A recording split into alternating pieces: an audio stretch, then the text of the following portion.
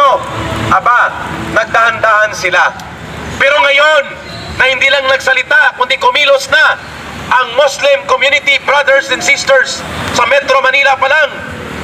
Ito na ang hudyat na hindi papayag ang milyong-milyong Pilipino na gamitin nila ang poder at pondo sa Kongreso para tanggalin, bastusin, lapastanganin at abusuhin ang mga pondo at kapangyarihan sa Kongreso sa pamamagitan na mapangwasak na impeachment complaint na ang layunin ay tanggalin sa pagkapangalawang Pangulo si Sara Duterte.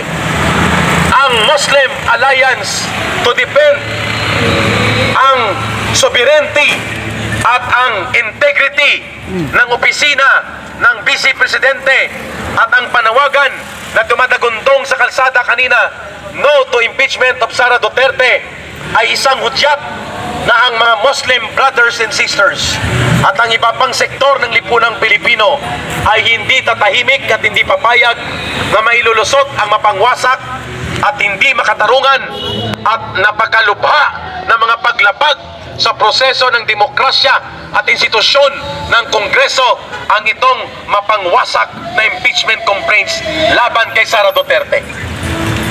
So mga kapatid at mga kababayan, sinasaluduhan po namin na mga dating rebelde at mga kadre at mga organisasyon ng mamamayan sa ilalim ng Sentrong Alyansa ng Mamamayan para sa Bayan o Sambayanan ang lakas ng loob, ang tapang ng paninindigan at ang matalas na pagpapahayag na ginawa sa araw na ito ng Muslim Alliance to Defend the Integrity and the Sovereignty given by the people as a mandate to the Vice President Sara Duterte.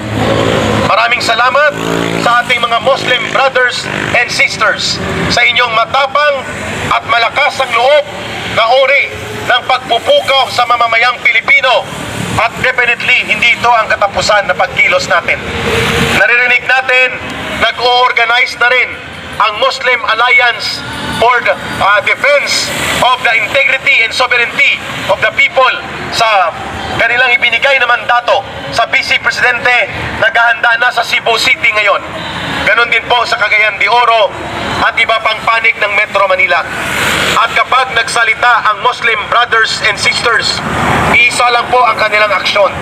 Tumutugon sila sa kung ano ang tama, anong matuwid at ano ang nararapat sa ikabubuti ng ating bansa at ikabubuti ng sambayanang Pilipino. Muli, ito ay hudyat kina Martin Romualdez, kay Bongbong Marcos Jr., sa mga alipores nilang mga komunistang terorista at sa lahat ng nagpapagamit dito sa abusadong taktika ng impeachment laban kay Sara Duterte. Hindi kayo titigilan ng pagpapahayag at pagtutol ng sambayanang Pilipino. Muslim Alliance ang inyong nakita ngayon, at sa susunod na mga araw, mas malawak pa na mga sektor ng lipunang Pilipino ang sasabay dito.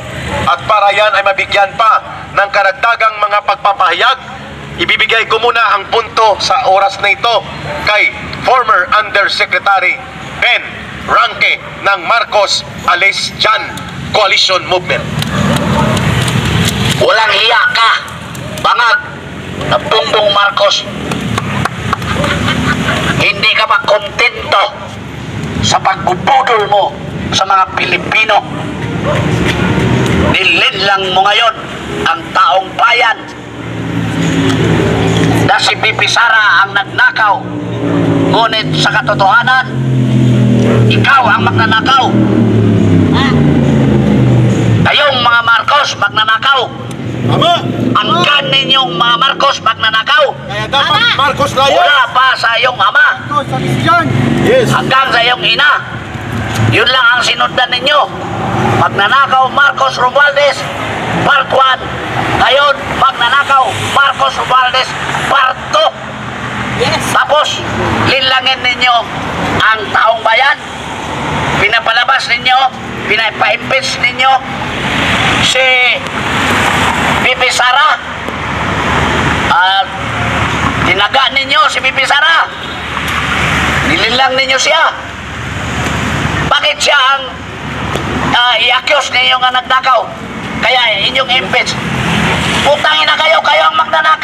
Galit na si Yusek Ben. Kayo ang magnanakaw, hindi si Pipi Sara. Tama. Baligtad na ba ang mundo?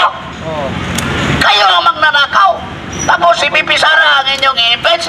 Ikaw, Bongbong Marcos, ang dapat ma-impeach. Bakit?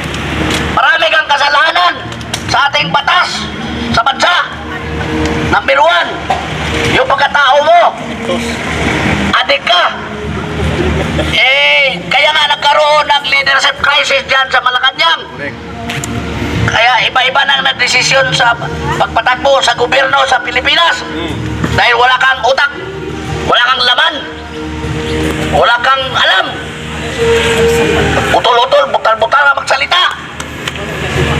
Kaya nga, huwag mong i-accuse si Pipi Sara na siyang magnanakaw. Kaya ninyo i-impeach dahil sa katotohanan, sa history sa mundo, sa Guinness World Book of Records, ang mga Marcos ang magnanakaw. Nasa libro yan, Guinness. Buong mundo. Buong mundo. Sinunod mo na uli ngayon dahil nandyan ka, binudol mo kaming lahat. Pagkatapos, i-accuse mo si Pipi Sara na siyang magnanakaw. Ikaw ang magnanakaw. Ngayon, dapat ka nang umalis. Kasi magulo ang bansa ngayon sa pamumuno mo. Sabihin mo, Tagalan to, magaya to. maraming nag-destabilize sa inyo. Pinatalsik, no? Ang totoong destabilizer, Bongbong Marcos, ikaw. Kasi hindi mo makayang pamunuan ng bansang Pilipinas. Ang namumuno dito, ikaw, si Lisa, asawa mo, si Martin, mga komunista, ayaw lang namumuno dito. Hindi maganda yung ginawa mo, Bongbong Marcos. Kaya nga, marami nang nagdasal, sana hindi ka na magising. Dapat. Kaya nga, nung nagkaraban kami, maraming nag-thumbs up sa amin, maraming nagtaas ng kanilang kamay. Aprobado sa ginawa namin na maalis ka na sana. Kaya itong mga kawawang mga kapatid ni Pipi Sara na mga Muslim, hindi nakatiis, lumabas. Naglabas sa kailang damdamin. Dahil kapatid nila si Pipi Sara, taga Mindanao, may dugong Muslim. Tandaan nyo, iba ang Muslim kung magalit. Alam mo yan. Kaya, dapat mag-isip ka. Huwag niyong ituloy ang impeachment. At hindi lang yan ang sigaw ng taong bayan. Bumaba ka na sa pwesto mo. Kasi kung hindi ka bumaba, mahaba ang 3 taon na pagtitiis ng mga Pilipino dahil sa kabubuhan mo. Ikaw sana ang mamuno, hindi si Lisa, hindi si Martin, hindi ang komunista. Pero anong ginawa mo? Wala kang isip. So kung wala kang isip, sa konstitusyon, may isang taong may isip. Si Pipi Sara, bumaba ka. Bigay natin kay Pipi Sara ang pamumuno habang may naiwan pang 3 Ito taon na, nagdatingan. na ang mga Pilipino ay wala nang magmamahal sa'yo. Ulitin ko, hindi Ito mo yata lang yung mga pinudol naipit, ang mga Pilipino. Inilang mo pa ang mga Pilipino ngayon na si Pipi Sara ay pinintangan mong nagnakaw. Ang katotohanan, ikaw ang magnanakaw sa pira ng bayan. Lahat ng Marcos, Romualdez at mga kasabwat niyong mga politiko, magnanakaw kayo. Kaya nga, bumaba na kayo. Marcos alis! Marcos alis! Marcos alis! Okay. Mayroon pa tayong magiging kasama at nakahabol po ang ating mga kaibigan ng mga independent media vloggers at dapat din na po si Brother BMR ay nandito na rin at ang mga independent media vloggers para po sa pinuno ng organisasyon ng mga Muslim Business Group sa Green Hills area. Tagapagsalita po nila para sa Muslim Alliance to defend the integrity and sovereignty of the Vice President bilang may mandato sa mamamayang Pilipino. Tawagin po natin ang kanilang representative, si Masip Malawanan. Nasib Malawan. Pakinggan po natin ang tagapagsalita para sa grupong sa grupo ng Muslim Alliance to Defend Vice President Sara Duterte and No to Impeachment Call.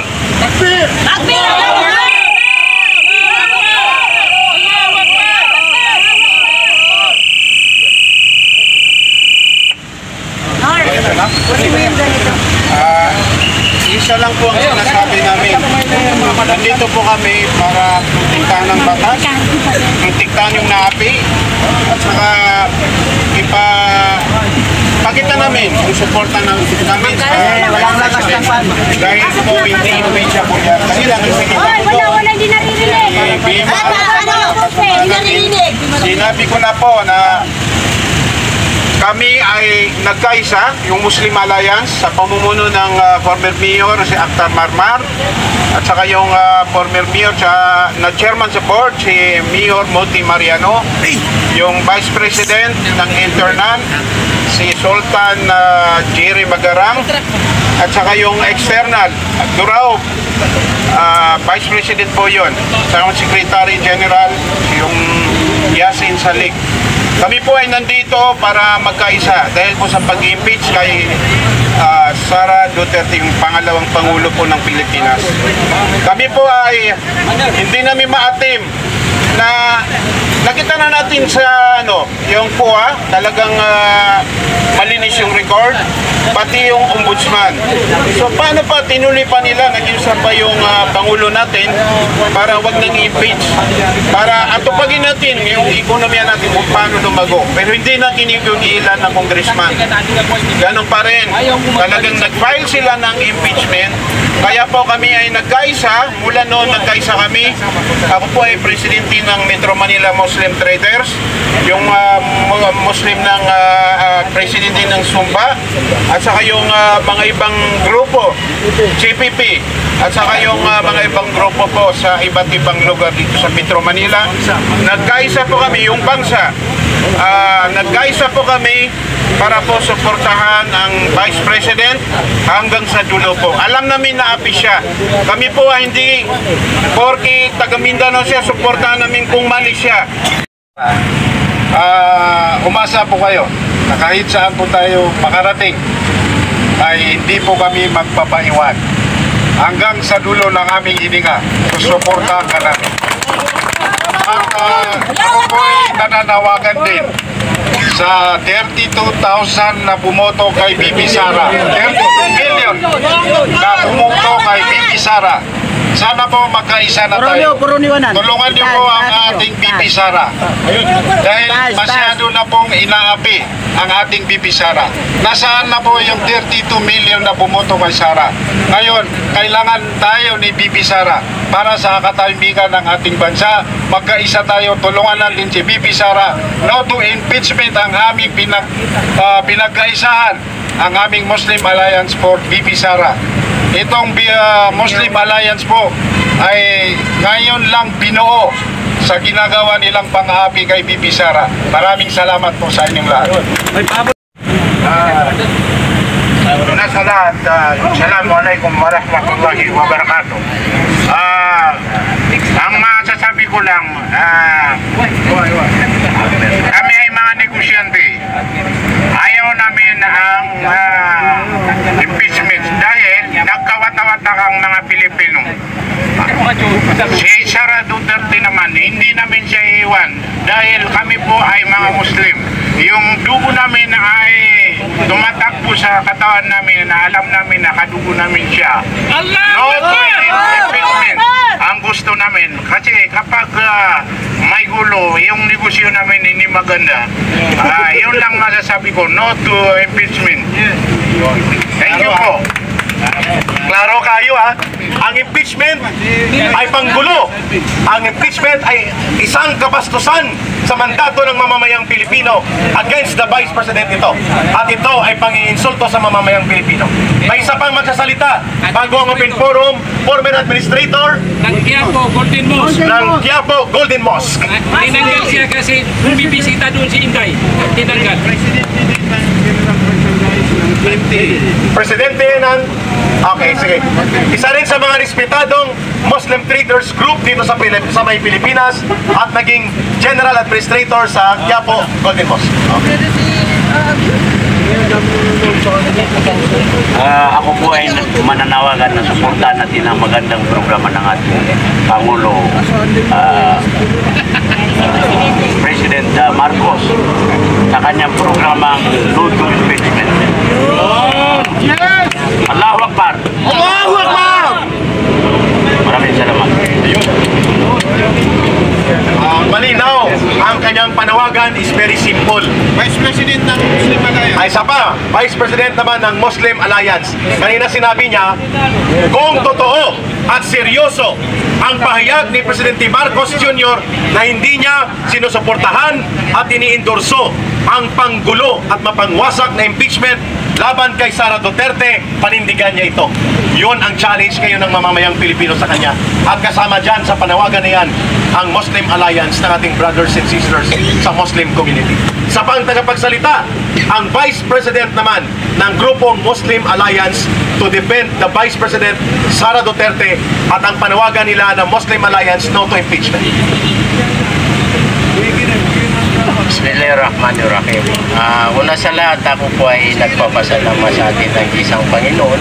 Ito po ay kaya tayo nandito, mayroon tayong dahilan. Dahil nga po ito sa nangyari sa ating gobyerno, tayo po ay nananawagan sa ating sambayan ng Pilipino ay ibalik po natin yung binuo ng ating presidente ngayon na Upo at saka si Bibi Sara. Napakaganda po yung unity. Ibig sabihin po noon ay unity, may pagkakaisa ng sambayanan. Nakita po natin ang resulta. Nakakuha sila ng boto na 32 million. Dahil nagkaisa po tayo. Pag nagkakaisa po ang sambayanan, maganda po ang resulta. Pag nagkakawatak-watak po ang sambayanan ng Pilipino, hindi po maganda. Una-una po, nanonood po ang buong mundo sa atin. Isa po tayong Pilipino. Isang lahi po tayo. Hindi po tayo magkakalaban. Ito pong panawagan po namin ay no impeachment po kay Sara. Ito din po yung mensahe ng ating mahal na Pangulo. Kami po ay sumuporta din po sa kanya. Parallel group din po kami nung 2000 election. Isa rin po itong Muslim Alliance for BBM Sara. Parallel po kami. Umikot po kami ng buong Pilipinas. Pray po yun. Wala pong bayad yun. Bumastos po kami. Kasi ang Muslim Alliance ay binubuo po ito ng mga iba-ibang sektor, religious group, businessman, provisional. Wala po, pray po yun. Nakita po natin sa politika po, isentabi po natin muna yung politika. Wala pong mangyayari dyan. Yung nananawag po tayo sa ating mga congressman gustong mag-impeach kay Sara. Kung titingnan po natin yung mga nag-impeach po kay Sara, yung po yung galit po nung unang panahon po na matandang Marcos. Sila po yung kumukontra. Ngayon bumabalik po sila. Alam nyo kung bakit? Malaking pira po na nandyan. Bakit hindi po natin natupagin ang problema ng bansa natin sa mga district congressman po natin? Maraming kalamidad po na dumaan sa mga distrito nyo po. Ba't hindi nyo na lang natupagin kung anong problema ng distrito nyo? Hindi po itong impeachment. Ang impeachment po, sabi po ng ating mahal na Pangulo, huwag po ito ituloy. Yun din po ang mensahe ng Muslim Alliance for BBM Sara. Yun. Sige, mga last